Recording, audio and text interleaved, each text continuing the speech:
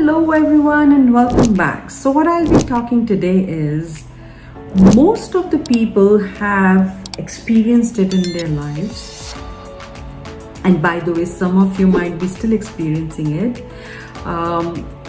So this issue or this problem which I'll be discussing with you all today, it is so important to address this thing because this can lead to a lot of mental health issues if it's not addressed properly. So what am I talking about? I'm talking about overthinking.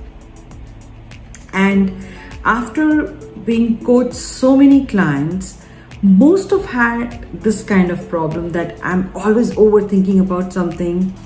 And what overthinking literally does to your mind, I'll be sharing with you all today. So watch this video.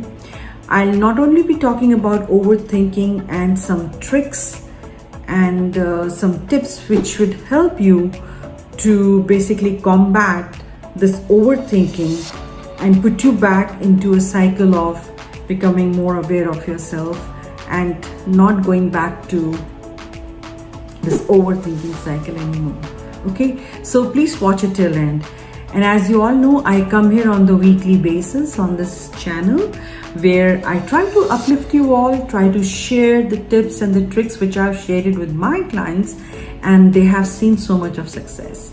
So with that, let's get started. So what are we talking today? So we are talking about something, how you can stop overthinking by, you can pick any of the tips and the tricks which I'll be talking about.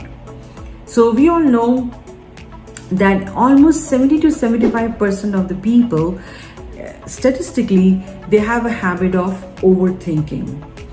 And so if you are just one of them, so how to silence your mind and get back to the work more productively, that's what we'll be addressing today.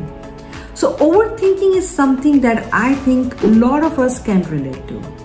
I think that's what I was telling you in the beginning of the video. It's that constant churn of thoughts in our minds. So some thoughts uncontrollably, they keep coming. And the what ifs, the maybes, the constant analysis of every little thing. So most of these thoughts, as you all know, is going to be negative in nature if you are an overthinker.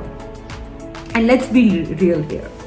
It can be exhausting. It can keep us up at night. It can make us second guess ourselves, and it can really take a toll on our mental health. Today, I want to share with you all some practical strategies that helped so many of my clients to stop overthinking and take back control of their mind. When we overthink, we are not just thinking about things, we are actually creating scenarios. So I think you all agree with me over there. So we are creating those scenarios which we are thinking about in our minds, and that may never happen. So some of the people, they have become such overthinker. Whatever they start to think in their mind, they think that's their reality, right? I think some of you might have also faced the situation. We are playing out the entire conversations, entire relationships, and entire futures.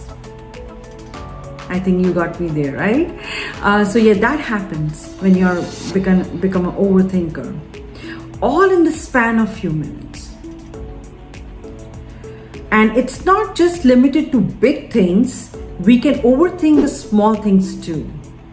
What to wear, what to eat, what to say. It's a never-ending cycle of thoughts that can be really hard to break free from. One of the biggest consequences, if I can think of, overthinking is anxiety. And as you all know, once you're going through this phase, if the anxiety kicks in your body and mind, if you go to a doctor, they would say, please start eating some medicine, which is anti-anxiety medicines. When we are constantly thinking about all the things that could go wrong, we start to feel anxious. We start to feel like we are walking on eggshells, waiting for the other shoe to drop. And it's not just anxiety, overthinking can also hinder our decision-making skills, right?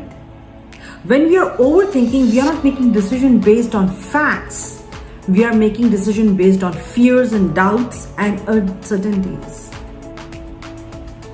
So we start to self-doubt ourselves so much when you're under fear or when you're under anxiety.